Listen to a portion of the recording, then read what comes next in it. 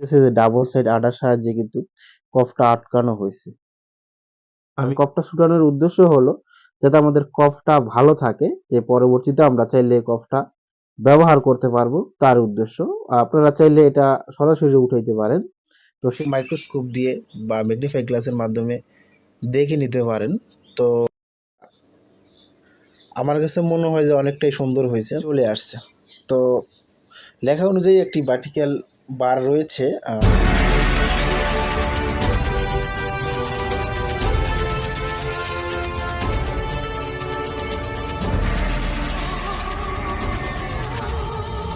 নতুন কিছু করার প্রচেষ্টায় আরএফ ইলেকট্রনিক্স। আসসালামু আলাইকুম ভিউয়ার্স, আশা করছি ভালো আছেন আর ভালো থাকেন সর্বদাই কামনা করি। ফিরে এলাম আরএফ ইলেকট্রনিক্স এর নতুন আরো একটি ভিডিও টিউটোরিয়াল নিয়ে।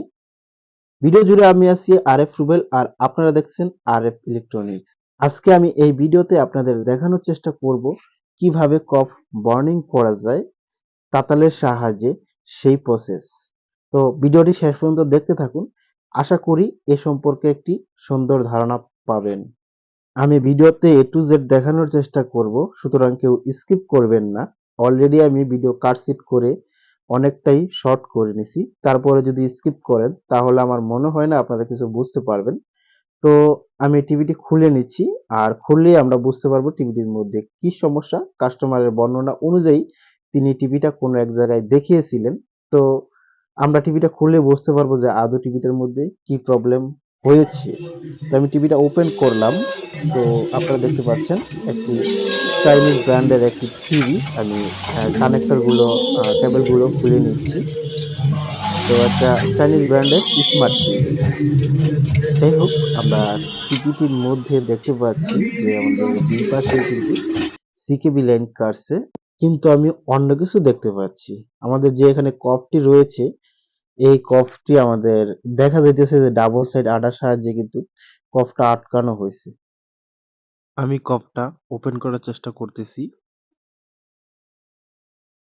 দেখেন ডাবল সাইড আঠা দিয়ে কাজটা করা হয়েছে। প্লাস আমরা এখানে দেখতে পাইতেছি যে ডিসি টু ডিসি আইসির এখানে হিট দেওয়া হয়েছে। এখানে যে রেকটিফায়ার আছে, প্লাস যে ফিউজ আছে, ফিউজটা জাম্পার দিয়ে শর্ট করে দেওয়া হয়েছে। তো দেখেন টিকুন বোর্ডটা আমার যথেষ্ট সন্দেহ আছে, হয়তো কোনো সমস্যা হইতে পারে, আমি রিস্ক নেব না। তাই অন্য একটা ডিসপ্লে ভাঙা বোর্ড থেকে আমি টিকুন বোর্ডটি সংগ্রহ করব এবং এই বোর্ডটি দিয়ে আমরা তাতালের মাধ্যমে বর্নিং করে দেখব যে আমাদের প্যানেলটা রানিং করা সম্ভব হয় কিনা। এখানে আমি হট এয়ার গানের সাহায্যে কপটা ছুটাই নেব। আমি পেজ দিয়ে নিলাম। তো হট এয়ার গানের সাহায্যে কফটা শুকানোর উদ্দেশ্য হলো যাতে আমাদের কফটা ভালো থাকে, যে পরবর্তীতে আমরা চাইলে কফটা ব্যবহার করতে পারবো তার উদ্দেশ্য। আপনারা চাইলে এটা সরাসরি উঠাইতে পারেন, তো সেই ক্ষেত্রে কফটা নষ্ট হওয়ার সম্ভাবনা বেশি। এখানে আমরা টিকন বোর্ডটি খুলে ফেলছি, তো আমাদের ওই টিভিটার আর কাজ নাই, আমরা টিভিটা সরাই ফেলবো। আর এখানে যে আমাদের পুরাতন যে কফটি আছিল ডাবল সিট আটা দিয়ে আটকেছে, আমরা এটা সুন্দরভাবে ক্লিন করে নিব থিনার দিয়ে আর সুমের মাধ্যমে। তো এখানে আপনারা খুবই সতর্ক সহকারে ক্লিন করবেন, যাতে আমাদের যে পাতি যে লাইনগুলো আছে সেই লাইনগুলো যাতে কোনোভাবে ক্ষতিগ্রস্ত না হয়। যদি ক্ষতিগ্রস্ত হয় সেক্ষেত্রে কিন্তু আপনাদের কপটা চেঞ্জ করতে হবে, আর কপ চেঞ্জ করতে গেলে কিন্তু বর্নিং মেশিনের কাজ লাগবে। আর আজকে আমরা নর্মাল প্রসেস দেখা যাচ্ছে যাদের কাছে বর্নিং মেশিন নাই, আর বর্নিং মেশিনের কাছে গেলে কিন্তু অলরেডি অনেকটাই টাকা খরচ হয়ে যায়। তো যার কারণে অনেকে কাজগুলা করে না, প্যানেল ফালায় রাখেন। তো নরমাল প্রসেসটি আপনাদের জানা থাকলে আশা করি আপনারা আমরা সবাই উপকৃত হব। তো এখানে আমি দেখেন সুন্দরভাবে ক্লিন করে নিছি, আর এখানে আমি একটি টেপ ব্যবহার করব। চাইলে আপনারা এই টেপটি ব্যবহার করতে পারেন, এটা হিট প্রুফ একটি টেপ। এখানে হিট দিলে টেপটা নষ্ট হবে কম, ঠিক আছে, আর আমাদের কাজটা করতে সুবিধা হবে। আপনাদের কাছে যদি টেপটা থাকে আপনারা এই টেপটা ব্যবহার করতে পারেন। নেক্সট আমাদের যে কাজ, আমরা যে টিকুন বোর্ডটি নিলাম সেই টিকুন বোর্ডটি চেক করে নেওয়ার প্রয়োজন আছে। তো এখানে আমি টিকুন বোর্ডটি এলবিডিএস কেবলের সাথে সংযোগ করলাম, পাওয়ার সংযোগ দেব। পাওয়ার সংযোগ দেওয়ার পরে আমরা এখানে কিবোর্ডের লাইন দেব, সেন্সরের লাইনকে ফিরে। এখানে আমরা পাওয়ার অন করলাম। অন করার পর আমরা টিকুন বোর্ডে অর্থাৎ স্কেলার বোর্ডে কিছু ভোল্টেজ মেজার করব, যাতে আমরা বুঝতে পারি যে আমাদের বোর্ডটি ওকে রয়েছে। তো এখানে আমরা সর্বপ্রথম যে বিসিসি ভোল্টেজটা আছে, আমরা বিসিসি ভোল্টেজটা ঠিকই আছে।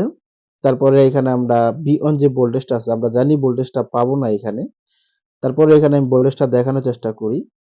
দেখেন এখানে ভোল্টেজটা নাই। ভোল্টেজটা না থাকার কারণ হলো এখানে আমাদের কপের সাথে সংযোগ দেওয়া নাই, যার কারণে এখানে ভোল্টেজটা আমাদের দেখাচ্ছে না। তো এখানে আমাদের আরেকটা ভোল্টেজ পাবো 3.3। তো দেখেন 3.2 ভোল্ট দেখাইতেছে, তার মানে আমাদের এখানে এই ভোল্টেজটা আছে। তো আশা করি আমরা কপ বার্নিং করলে আমাদের টিকুনটা রানিং হবে। যাই হোক, আমরা কথা না বাড়িয়ে আপনাদের মেন প্রসেসটা দেখানোর চেষ্টা করি। তো এখানে টিকনটা আমি খুলে নেই। তো নিচে আমি একটা ক্লাস নিয়ে নিছি, চাইলে আপনারা এরকম ওসে একটা কিছু নিতে পারেন যাতে সহজে এটা সোল্ডারিং করতে পারেন। তো এখানে আমি ডাবল সেট আটার সাহায্যে গ্লাসটার মধ্যে আটকায় নেব যাতে কপটা লড়াচড়া করতে না পারে। তো এখানে আমি আটকায় নিলাম। তো আটকানোর পরে এখানে যে আমাদের পাতিগুলো আছে, এটা আমরা তাতালের মাধ্যমে সোল্ডারিং করে নেব। ঠিক আছে, এত ভালোভাবে রাং খাওয়াই নেব। তার জন্য আমি এখানে ফ্ল্যাগ পেস্ট দিয়ে নিচ্ছি। তো আমাদের তাতালের সাহায্যে এটা আমরা সুন্দরভাবে রাং খাওয়াই নেব।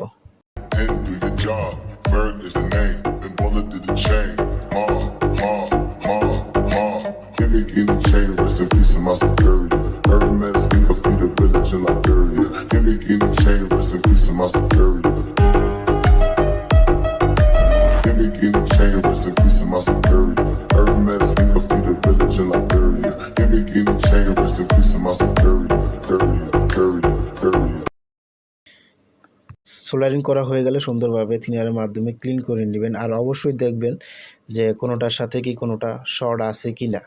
শর্ট থাকলে অবশ্যই শর্ট সারাই নেবেন। তো দেখেন আমাদের এই পার্টটা কিন্তু সোল্ডারিং করা হয়ে গেছে। তো এখানে আমাদের যে কাজ, আমরা 1 সুতা পরিমাণ অর্থাৎ সামথিং পরিমাণ এখানে কেসির সাহায্যে কিন্তু কেটে নিতে হবে। তো এর আগে আমি যখনই করছি কাইটা নিছি। তো আজকে না কাইটা করার চেষ্টা করব। আর কাইটা নিলে কি হবে, আপনাদের সোল্ডারিংটা করতে সুবিধা হবে। তারপরে আমি এখানে ডাবল সেট আটা ব্যবহার করব যাতে আমার টিকুনটার সাথে সুন্দরভাবে আটকায় থাকতে পারে। তো এখানে আমাদের এটা কানেকশন করার যে মূল পদ্ধতিটা, এখানে যে আমাদের কফের মধ্যে 2টা ফোঁটা আছে এবং টিকনের মধ্যে যে 2 সেটে 2টা ফোঁটা আছে, এই ফোঁটা লেভেল সমান করবেন। ফোঁটা লেভেল সমান করে তারপরে এটা সংযুক্ত করবেন। তো আমি ডাবল সেট আটাটা ছুড়িয়ে নিতেছি। আর এটা ডিস্টার্ব করে এটা ছুটা। তো এখানে আমি সুন্দরভাবে এটা ম্যাপ করে বসাইবেন ফোঁটাটা, ঠিক আছে। আর ফোঁটা দুইটা আমাদের এই লাইনগুলো সমান হয়ে যাবে, ঠিক আছে।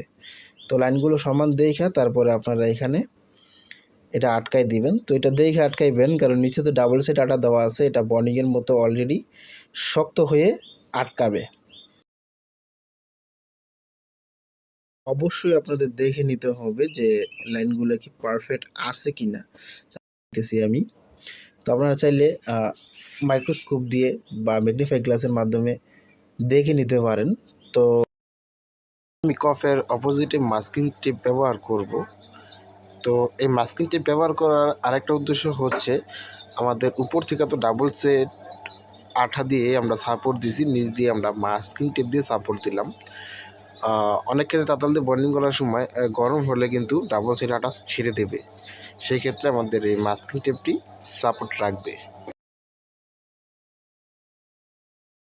একটু এখানে প্রোটেক্ট দিয়ে দিছি যাতে আমাদের পরবর্তীতে আমরা সিকেবি শর্ট থাকলে সোল্ডারিং করে নিতে পারি। তো এখানে আমি ফ্লাক্স পেজ দেব, সুন্দরভাবে ফ্ল্যাগ পেজ দিয়ে দিতেছি। চাইলে আপনারা এখানে রজন ব্যবহার করতে পারেন, ঠিক আছে। এমনি একটু খেয়াল রাখবেন রজন একটু অতিরিক্ত হিট হয়, আপনারা ব্যালেন্স রাইখা রজন দেওয়া সোল্ডারিং করতে পারেন। তো রজন দেওয়া সোল্ডারিং অনেকটাই ভালো হয়। তো এখানে আমি এটা সুন্দরভাবে সোল্ডারিং করে নেব। দুর্ভাগ্যের বিষয় হইতেছে নতুন বিট এখানে অ্যাপ্লাই করছি, কিন্তু বিটটা ভালো পড়ে নাই, রাং জমে যাইতেছে, আপনারা দেখতে পাইতেছেন। তো কিচ্ছু করার নাই। ভিডিওর মধ্যে যদি এরকম সমস্যা দেখা দেয় সেক্ষেত্রে কিছু করার থাকে না। তো এর আগেও এই সেম প্রবলেমটাই হয়েছিল যখন আরেকটা কাজ করতে লইছি। তো আমি বুঝলাম না বিষয়টা। ভিডিওর মধ্যে যেই কফের বা সিকেবি লাইনে কাজ করতে গেলে যদি বিট এরকম ডিস্টার্ব হয়, যদি ভিডিও করতে যাই তখন এই সমস্যাটা হয়। আর ভিডিও না করলে কিন্তু সমস্যাটা হয় না। ঠিক আছে? তো এখানে দেখেন বিটটার মধ্যে এতটা প্রবলেম করতেছে, রাংটা একবারে ধরতেছেই না। কিন্তু এখানে ইজি প্রসেসেই কিন্তু সোল্ডারিং হবে। ঠিক আছে? আর এখানে যেহেতু বিটে সমস্যা করতেছে, আপনারা যদি সেম প্রবলেমটা সম্মুখীন হন তো সেক্ষেত্রে যে সোল্ডারিং ওয়্যার আছে, ঠিক আছে, সোল্ডারিং ওয়্যারের মাধ্যমে আপনার এই জাম্পারটি আরও সুন্দরভাবে করে নিতে পারবেন। ওকে, আমি সোল্ডারিং ওয়্যারের মাধ্যমে কফটি ঝালাই করে নিছি, আর সেই ভিডিওটি না করার কারণে দেখাইতে পারতেছি না।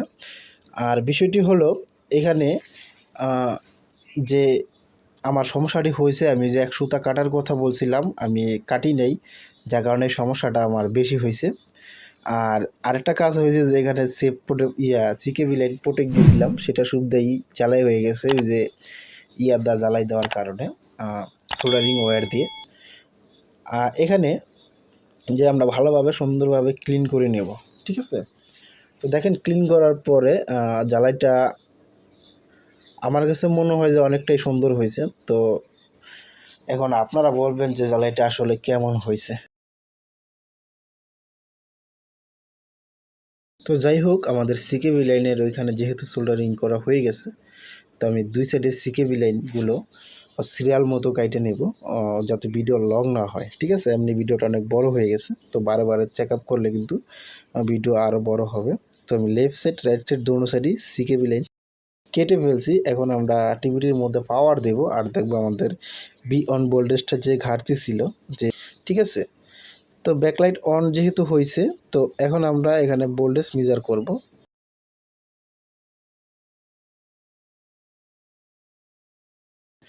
ভোল্টেজ ওকে, আর বি অন ভোল্টেজ দেখেন 29। ঠিক আছে? তো আমাদের বি অন ভোল্টেজ কিন্তু রেডি। আমরা স্ক্রিনটা দেখি।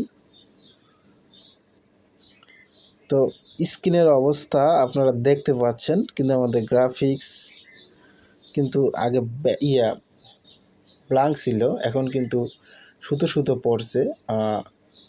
সিকেবি লাইন যেহেতু দুই সাইড দিয়ে সিট করে ফেলছি, তার কারণে হয়তো এই সমস্যাটা।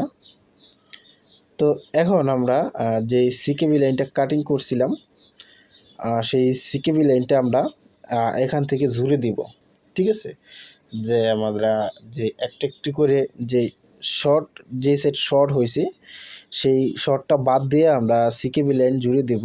আর এই সিকেবি লাইন এর একটা ভিডিও আমার দেওয়া আছে, আর চাইলে আপনারা এই রিলেটেড ভিডিও আপনারা যদি চান, তো সেই ক্ষেত্রে আমি এই রিলেটেড ভিডিও একটি সুন্দরভাবে বুঝিয়ে আমি আপলোড করব, যে কীভাবে সিকেবি লাইন শর্ট শনাক্ত করবেন, রিমুভ করবেন, ইত্যাদি ইত্যাদি। ঠিক আছে? তো সেই বিষয়ে সুন্দরভাবে তুলে একটি ভিডিও আপলোড করব। তো আজকে দেখেন আমি সিকেবি কিছু দুই সাইডে সেম সিকেবি শর্ট। ঠিক আছে? তো আমি আপনাদের স্ক্রিনটা একটু দেখানোর চেষ্টা করতেছি। দেখেন আমাদের সিকেবি লাইন জয়েন করা কিন্তু কমপ্লিট। তো আমি টিভিটি পাওয়ার কেবল লাগিয়ে পাওয়ার বাটন প্রেস করলাম। দেখেন টিভিটা অন হয়েছে, ব্যাকলাইট জ্বলছে। ঠিক আছে? তো এখন আমি আপনাদের স্ক্রিনটা দেখানোর চেষ্টা করব। দেখেন আমাদের কিন্তু স্ক্রিন চলে আসছে। তো লেখা অনুযায়ী একটি ভার্টিক্যাল বার রয়েছে, লেখার উপর যে বারটা পড়ে। তো এমনিতে কিন্তু আমাদের ওয়ার্নিংটা কিন্তু সাকসেস হয়েছে। তো ভিডিওটা আর বড় করব না, এখানেই সমাপ্ত করব। হয়তো কোনো ভিডিওতে এই বিষয় নিয়ে আবার আলোচনা হবে। সেই পর্যন্ত ভালো থাকবেন, সুস্থ থাকবেন।